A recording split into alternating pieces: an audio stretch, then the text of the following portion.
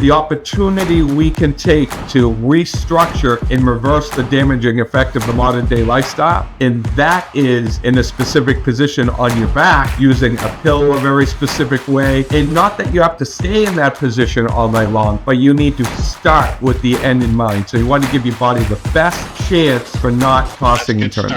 Today's guest is Dr. Peter Martone, a chiropractor who specializes in helping people get great sleep to improve their energy and heal chronic pain. Dr. Martone invented a specific pillow called the neck nest that restores curvature to the spine overnight. And today he shares his best tips about the importance of sleep posture for health and longevity. I reviewed 3,000 x-rays and found that the problem wasn't in my back, it was in my neck because of this sleeping position that I had, and I had this forward head carriage. I started rolling up towels and putting them under my neck, my hips alive, and then now I never had back pain again. Dr. Peter Martone, welcome to the podcast, my friend. We're so happy to have you here. Thanks. It's great, and this is take two because I blew up my webcam last time, so let's see how it goes. So I think it's appropriate now to share the story because you mentioned that. So we tried to do this podcast recording last week, and as Dr. Martone was demonstrating something important that we're going to talk about in just a little bit relating to sleep position, he built up a lot of static on his body. And when we touched his webcam, it literally shorted out, big shock, and the webcam blew up. So this is literally part two of this conversation. Let's do it. It's meant to be. Okay. Well, I want to ask you a very direct question. I mean, you're a man who specializes in helping people sleep, and that sleep is the key to optimum health. I think a lot of people know some of the science of why sleep's good, but I think one of the more compelling things you talk about is that there's a proper way to sleep. And most people are sleeping improperly, and this causes big problems. So positionally, talk to us about the best way to sleep. Well, when you look at how the body maintains itself with gravity, right? That gravity works on our body. It's a force that works on our body 24 hours a day, 7 days a week. It never stops working. And our body is in two positions. It's either vertical, right, for 2/3 of our life, or horizontal, 1/3 of our life. So when you're looking at your body structure, we're on computers all day long, we're texting all day long, and after taking thousands and tens of thousands of x-rays on people, we see that everybody has this forward head carriage. Mm-hmm. And when you have that forward head carriage and then you fall asleep, most people fall asleep in their beds to feel protected. That's reinforcing that forward head carriage. So then when we start walking, our body structure adjusts to our head position. So at night, most people understand in order to get a great night's, we want a good night's sleep because we want to rest and we want our body to repair. But nobody talks about alignment when they sleep and the opportunity that we have when we're in a sense doing nothing for 1/3 of our life, the opportunity we can take to restructure and reverse the damaging effect of the modern day lifestyle. And that is in a specific position on your back using a pillow a very specific way. And not that you have to stay in that position all night long, but you need to start with the end in mind. So you want to give your body the best chance for not tossing and turning. Mm-hmm. That's really interesting because I've never actually had that thought that sleep can be a useful time for us to literally restructure our bodies with proper posture patterns, and many of us are just squandering it. And worse than squandering it, we're in weird positions that sometimes cause our body to be in pain. And I know this is time for people to know that you have a very specific pillow that you developed called the neck nest that creates the proper curvature in the spine. So let's keep on deconstructing this optimum sleep position. Run us through, and then obviously talk about how this pillow you developed helps create the right kind of structure in the spine. Well, the body tosses and turns. The average person, I don't know if I said it, but will toss and turn 20 to 40 times a night. So that's because of one of three reasons. First, you're uncomfortable, right? The body's in pain. 2, the body doesn't feel safe. Or 3, because of temperature regulation. You're running too hot. So if we know that the body is in pain, which is the main reason we toss and turn, most people say, oh, I sleep on my right side. All right, you sleep on your right side. So what I want you to do is I want you to take the movie test. Try to watch a 2-hour movie in the position that you fall asleep in without turning. Can't do it because you're falling asleep in a position that's not sustainable because your weight is not distributed over the greatest surface area. So when I fall asleep, you can put a glass of water on my chest and it will still be there when I wake up. And I don't toss and turn. Why is that? Because my body is in a neutral position where the weight is distributed over the greatest surface area. And I'm using the laws of physics and gravity to be able to put myself into a specific position where there are no pain points. And if there are no pain points, one of the other issues that interfere with people's ability to get good quality of sleep is because you toss and turn, because the body's in pain and then it wakes you up and then it moves to the other side. Then it's in pain, then it wakes you up and then you move to the other side. And you do that all night long. But think about being able to put yourself into a position where your weight is distributed over the greatest surface area and you're actually using the weight of your head off the back of the end of a pillow to slightly and gently stretch in a curve into your neck. And that is why I designed the neck nest. I had herniated my disc. I was a mountain biker. I was a rock climber.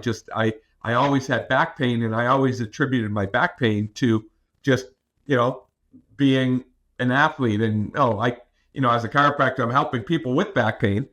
And I myself had back pain, and then I herniated my disc. I found myself in an emergency room hooked up onto water with a blown disc. And I reviewed 3,000 x-rays and found that the problem wasn't in my back. It was in my neck because of this sleeping position that I had. And then I was, on people, I'm on a computer, and I had this forward head carriage. So when I designed that, I started rolling up towels and putting them under my neck to try to get that neck back. And then if I was able to get that neck back, what happens is it gets rid of what's called the Psoas major muscle spasm, and it's the only muscle attaches directly to a disc. My hips aligned, and then, hence, now I never had back pain again. So we developed the neck nest, but that is a pillow that's designed to go under your neck, and then your neck, your head hangs off the back of it as like a weight to be able to create slight distraction. Yeah, and there was something subtle in there that you said that I want to make sure people catch. We all have the forward head carriage from the bad posture during the day and probably the poor sleeping and the phones and all that stuff. And then when you said when the neck is in flexion, the cervical neck, the psoas gets tight in the lumbars. Can we speak into that a little bit more? Because that seemed like it was a pretty pivotal connection between the psoas and the cervical neck flexors that not enough people hear about. Well, actually, that theory never existed until I came up with it. Because when I was in school, I remember a teacher saying, and I actually just spoke to somebody about this the other day. They said, the only muscle in the human body that attaches directly to a disc is the psoas major. I looked at that point for research, like why would a muscle attach to a disc? Never even thought about it again. So when people would come into my practice, fast forward, to first year, 10 years, 15 years, and I'm adjusting, I would always work on somebody's QL, which is called your quadratus lumborum. It's the paraspinals, it's the muscles in the lower back that are always tight, that and your piriformis. Yeah. So we're hammering piriformis, we're hammering quadratus lumborum, because those muscles were always tight. So then when I herniated my own disc, and I'm sitting in the emergency room, I had to start thinking differently. I had to say, how did it come to this? So then I started reviewing x-rays to try to figure something out. So I came up with the pattern. When somebody loses that forward head posture due to the law, which is called the writing reflex, body posture adjusts to head position, it innervates the psoas, and the psoas is what twists the spine, not the quadratus lumborum. And the psoas twists the spine to take pressure off of what's called the dura mater. So As the head comes forward, the psoas twists. How does it twist? Like, is it a right psoas or left psoas? Is there one that twists more than the other? Yeah. So if the head comes forward, it usually leans. Yeah. As the head leans, the body's going to twist opposite way. So you have to understand, if I go this way, the body doesn't want me to fall over, so it's going to throw the hip off to center the gravity. I'm going to be honest with you. I have this pattern. Like, I have forward head carriage. I have like slightly to I can the see right. it. I lean in my left side. Like, I'm doing it a little more intentionally, but my left psoas is almost like chronically tight. And I've always thought it's because I use a mouse and I'm on the keyboard. Maybe that's part of it, but I also think like the cervical forward flexion, it's like I can really relate to this feeling my own spine. And then what you do is you go to your chiropractor, they're like, oh, your leg length's off. Oh, you have a short leg. You have a short right leg. It isn't. It's the pelvis rotation that's adapted to forward head posture. And that is the novel concept that we created when we developed the neck nest, is if we can bring the neck back while we sleep due to Davis's law, which means tissue remolds based on the stresses applied. So it's a law. You can remold tissue. So in Wolff's law, bone remolds based on the stresses applied. So if I can put a slow, gentle stretch over hours while you sleep, we can get structural changes at night while you sleep. You can correct your posture while you sleep. It's crazy. Most people think that they have a weak core. So they work on sit-ups, right? They work on, piriformis and all these exercises. You're just going to have a strong, uninnervated muscle because the brain is innervating the muscle, not you consciously doing it. 99.5% of what we do happens in the subconscious brain. So if you think you can consciously try to balance the muscle structure, you can. It's all being done with the vestibular system. So we need to understand that there are imbalances, but it's all neurology, not muscle tone. So you fix the muscle tone by re-innervating that, and that you do with proprioceptive exercises and stretching that neck back when you sleep. Mm-hmm. So for people to really get a good visual of this, because I know some people are listening and some people might be watching this if they're on YouTube, like, can you describe in words what the neck nest is like and what the pillow structure looks like and how it's different from a regular standard pillow that people might do? Yeah, I'm gonna try to do this again like we did last time. I'm gonna unshock my hands. I just got a shock. Imagine that. So I'm gonna show, and then I'm going to try. Hold on, let me touch things. Good. See, perfect.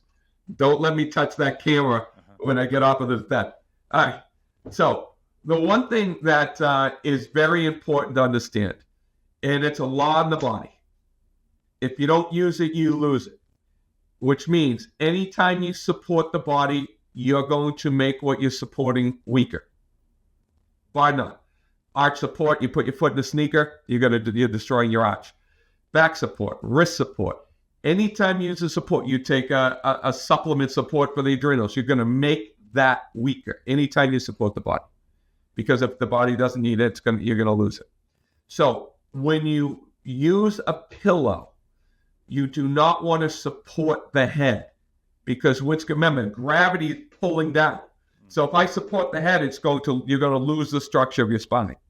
So if you support the cervical curve, you need to make sure there's some sort of stress applied to be able to stretch the curve back into the neck. And the neck nest is designed to use the head off of the back of the neck nest so that we're gently stretching a curve in. Most cervical supports, most cervical pillows, they'll support the cervical curve while supporting the head. And that's a problem. You support both of them, the gravity is just destroying the arch. Does that make sense? Yeah, it does. So basically, in my words for everyone listening, when we're saying cervical arch, that's the curve in the neck, and you don't want to support like the weight of the back of the head. You would just want to have support strictly underneath the curve of the neck itself, and then the head hangs off the back of the pillow. Right. So yeah, just like that. Right. That's how I would do it. Mm-hmm. I would put something under my neck, and then let my head go off of the back of the neck there. See how it's not touching the bed? Yeah. So I have the neck nest under my neck, and because of the type of fill, it compresses, and then it slightly distracts. And then what this is doing is the weight of my head is gently stretching an arch into my neck, and you can't even feel it, which is with the design. And notice the neck nest isn't flat, where your head's sitting on the back of it. It's angled, and then your head's up of the back of it. Yeah, that's awesome. Really cool. And so what if someone who's listening to this right now and they're like, man, I'm just like I'm a side sleeper, I'm a belly sleeper. Like, how do I go from knowing that I'm not sleeping properly to starting to sleep in a more healthy position? That's awesome. That's a great question, because when we were taught, when I was a young kid, I lived in Malden, Massachusetts. My bed was in the front of the house on a busy street. There was a bus stop, and it was up against a window. So I was always told to go to sleep. We've never taught how to sleep. So we put ourselves to sleep. As a kid, I always thought I was going to get kidnapped. So what do? I curl up in a ball, and I put pillows all around me to feel what? Not comfortable. You think you feel comfortable, but you're feeling protected. So when you feel safe and you create a safe environment to sleep in, your body's going to fall asleep. So we're craving safety when we fall asleep, not even knowing it, right? That's what the subconscious brain wants. So when somebody sleeps on their side or on their stomach, and then they go to sleep on their back, they're going to feel exposed. They're going to feel unsafe. So there are different ways to be able to create this safe environment on your back. But the way that I tell people to think about starting is the position I just put you in. You only need to do that 1 hour a night. So you do it 1 hour a night, 7 days is 7 hours a week. Your neck is in distraction. 49 hours, over a month of cervical distraction. So it builds up, even if you just focus on 1 hour a night. But if you are a side or a stomach sleeper, you crave that protection. So one thing that you can do, which we teach our clients, is wear a sleep mask. Because when you put pressure against your eyeballs, that stimulates what's called the parasympathetic nervous system, which is that protective nervous system. So you have two nervous systems that are at play when you're sleeping. You have the survival systems, and then you have the thrive systems. Thrive systems are where your body grows and develops. That's the parasympathetic nervous system. So we want to stimulate that nervous system to crave protection while we sleep. So you use pressure over your eyes, you put pillows over your head, you put pillows on your chest, you create this like cocoon to be able to sleep in, and that pressure with those pillows and pressure on your forehead creates safety. It makes sense. Like pressure, like that's why babies do well with weighted blankets, pillow on the head or in forehead. But also just having something I've found, like if you're going to be sleeping on your back, you need a pillow that keeps your head in good position. Obviously, I have a neck nest and I love it. And I have been using it properly since our last discussion. And it's really cool to feel like the cervical distraction, the lengthening of the cervical spine, right, when you be on it. But if you don't have the right pillow, I think you're kind of like, you're out of luck, because then you just put your head to one side and that's uncomfortable and you're going to be moving. Is that fair to say? Like you need the right gadgets for back sleeping? Yeah. So you have to think about a pillow defined as a support for your head. Yeah. So pillows in general, they don't work. And we're not talking about back sleeping. We're talking about a corrective sleeping position. So a corrective sleeping position, it's not just good enough to sleep on your back, because most people, when they sleep on their back, they just use a regular pillow, right? And they put it under their head, and it still does this. It drops their chin down, which closes down their airway and makes them snore on their back, right? So if you put a neck nest under your neck, your airway opens up, so you're going to be less likely to snore while you're on your back, because you're opening up the airway, because that chin isn't dropping down. Is this fine for kids too? Like parents should be putting their kids in these? I mean, obviously it's human sleeping position, so I imagine it's yes, but like what do you do with kids, like if you want to help them sleep better? So a child, let's say in their teenage years, right? So 12, 13, 14, good neck nest can be used. Other than that, really, really, really small pillow, right? Thin, because the neck nest is, it compresses down, but the weight of their head isn't heavy enough to hold the fill down. Yep. Do you see what I'm saying? So you want at least, an 8-pound head holding the fill down. That's kind of how I designed it.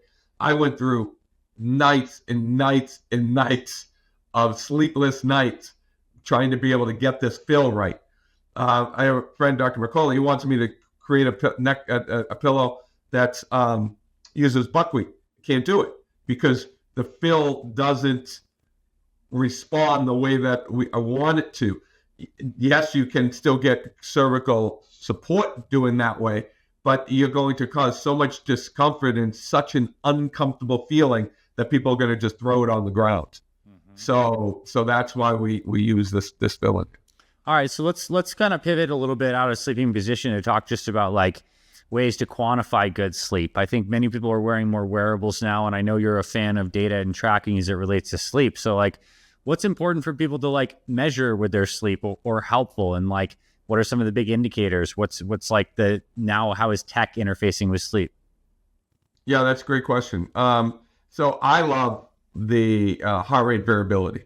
So heart rate variability is determining, it basically looks at how your heart beats and tells you which nervous system is at play. Are you sympathetic dominant or are you parasympathetic dominant, And then the balance between the two is what we want to achieve. So when people ask me, they say, oh, doc, how much sleep do I need? I'll say, all right, this is what I want you to do. I want you to get some sort of heart rate variability tracker on. Just don't even pay attention to it, but monitor how you feel.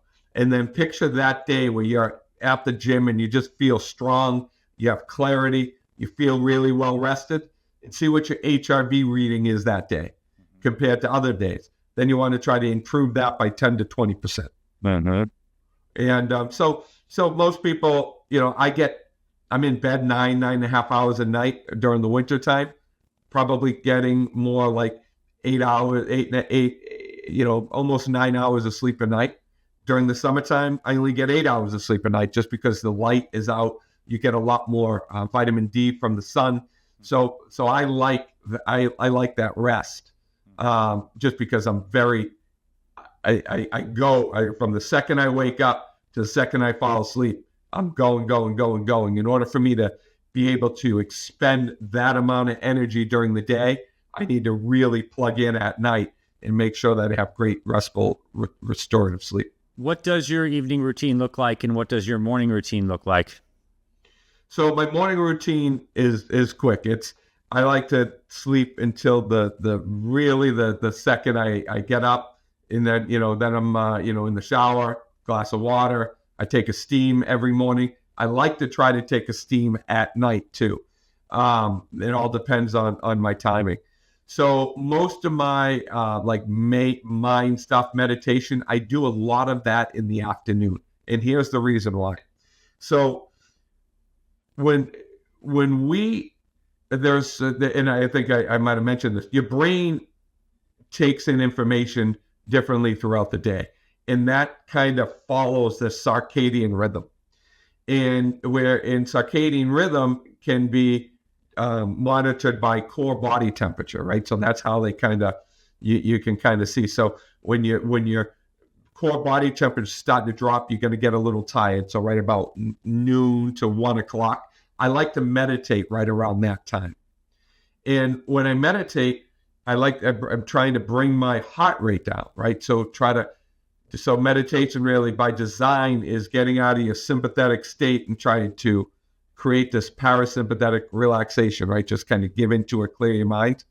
And then I use a scent every time I meditate, and I put it right underneath my nose. The scent doesn't really matter whether you're using, you're using lavender, citrus, lemon. The scent itself doesn't matter. What matters is that you're using it consistently when you're doing some sort of relaxing technique. Then at night, before I go to bed, or in the steam, I use that same scent, and then it connects that scent to a parasympathetic stimulation. Yeah, it's interesting. It's like self-conditioning. That's really cool with powerful smell. I like it. Really cool. Okay, what do you think the impact is on technology and sleep? So I'll ask you maybe I guess we could talk about light. I'd like to talk about light and EMFs, and what are your take on both those scenarios? Yeah, so light, obviously, I mean, well, not obviously, not a lot. So within my house, we have dim light situation after 6:30, 7 o'clock. It's either candlelight, tea lights. The whole house is dim light because I just don't like to have that stimulation of that blue light. Mm-hmm. And then sounds, kind of keep sounds low. And when you're using your phone, a lot of these phones have iris things where they decrease the, you can decrease the blue light emissions. And you can even, as long as you're not being stimulated by your phone, you're playing a mindless game, you're playing pool, or you're cribbage, or you're just doing these things, they can actually relax you. So I am not too opposed to having your phone right before bed, putting it down.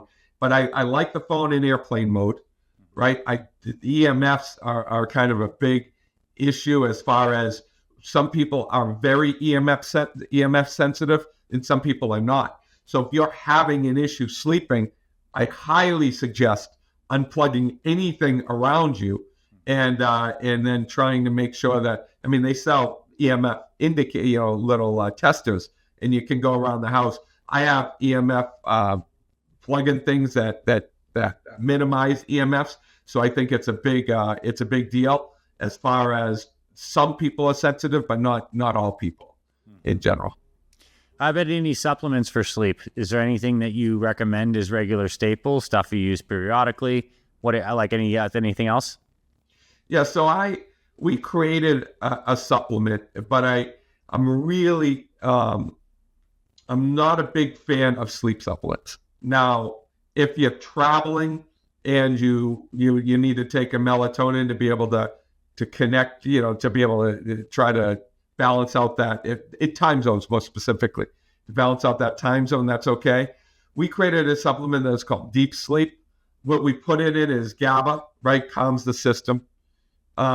We have magnesium in there, zinc that's in there, but something really important that I think is it's not going to help you fall asleep. Deep sleep isn't created to help you fall asleep. It's created to help you get deep sleep. And it has L-arginine in there. And what L-arginine does is it dilates your blood vessels. So one of the things that's super important in order for you to get good, deep, restorative sleep is that you get deep sleep within the first third of your sleep cycle. And in order to get good deep sleep, you need your core body temperature to drop 1 to 2 degrees. And if you dilate your blood vessels, your blood's going to pool out to your hands and your feet. And if you stick your hands and your feet out of your covers, using them as radiators, you're going to be able to cool your body core temperature quickly, and while calming yourself with the magnesium, the zinc, and the GABA. So they're not. It's not specifically a sleep supplement that's going to knock you out. I think you need to do that with some mind control, but it'll help you get good, deep, restorative sleep. What do you think this is heading over the next 5-10 years? I mean, we look right now in society and we have record rates of anxiety, depression, mental health. People are not sleeping well. What's your prediction on where things go into the future and in just where the industry of sleep and helping people goes, and maybe just your trajectory of well-being, at least speaking into the United States? Well, my goal and my mission is to help people get way better sleep. Awakening the full potential of a well-rested, aligned you. So really, that's what way better means. It's well-rested, but the alignment aspect of it is what I believe the reason people get horrible sleep is because they're not comfortable. They're not using the right pillows. They think it's the bed, but it's really the positioning. So if I can teach the world that you don't have to be a back sleeper, but you need to start in a specific position So you kind of start with the end in mind. So if we can put people into a specific position and then allow them to be able to get out of their own heads.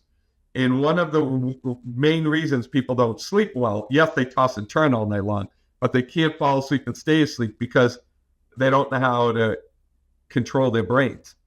And we all in our society and given the state of where this world's been, especially in the last 3 or 4 years, we all live in fear and we want to control things. And we're taught to live in our conscious brain.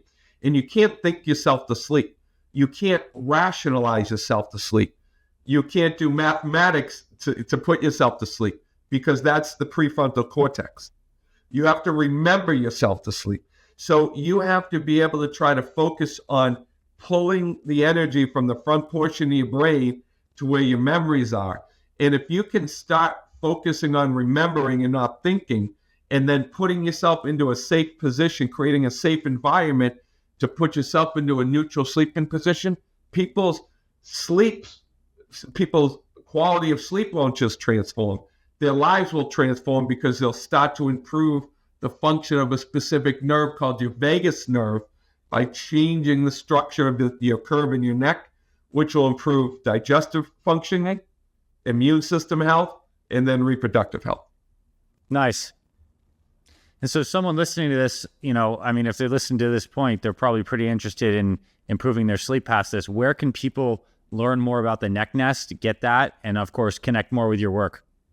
They can go to drsleepright.com, DRSLEEPRIGHT.com. There you can take a sleep risk assessment, just a quick survey, and it just will teach you where you stand with your sleep habits. And then we'll make some recommendations for you, whether it's, we have some, where you can learn on your own programs to understand how to, fall asleep, how to maintain body's core temperature, how to use your covers, elevated sleeping versus non-elevated sleeping, just certain things. I'm a how guy. So I never got into the sleep industry to help people sleep. I got into the sleep industry to correct your structure while you sleep, which then started transforming people's sleep patterns, which then brought me into the industry. So I'm here because I herniated my own disc. And through 24 years of, I'm a kinesiologist, understanding the study of human biomechanics and how the body lives within its environment, and being a chiropractor and seeing people come in with unresolved pain for years and years and years and be dependent on what I did because I wasn't recognizing that they're just messing it up at night when they were sleeping. So then once I started to transform their sleep, then we started to transform their health. It's a powerful message. I know you've certainly impacted my life, and the neck nest is now what I use as a pillow. So I'm really glad I could expose you to our Fit Father and Fit Mother communities. And drsleepright.com is the website. And Dr. Peter Martone, thanks for coming on and sharing today. Thanks for having me. I really appreciate it. Thanks for listening to this week's episode of the Fit Father Project podcast. If you love what you heard, please rate and review our podcast on Apple Podcasts. It really helps spread this show to more men who need this valuable info. To watch full video episodes of this podcast and other motivational videos to inspire your training and more, visit our Fit Father Project YouTube channel. It's free and everything's made for busy guys over 40 like you. Visit youtube.com/Fit Father Project to get access to our entire video library. And finally, if you or someone in your life is interested in becoming a fit father or needs help losing weight, building muscle, and living healthier after age 40, then visit fitfatherproject.com, where you can see our proven programs, supplement line for guys 40 plus, and free meal plan and workouts to get you started. This is Dr. Anthony Balduzzi signing off. I'll see you in the next episode.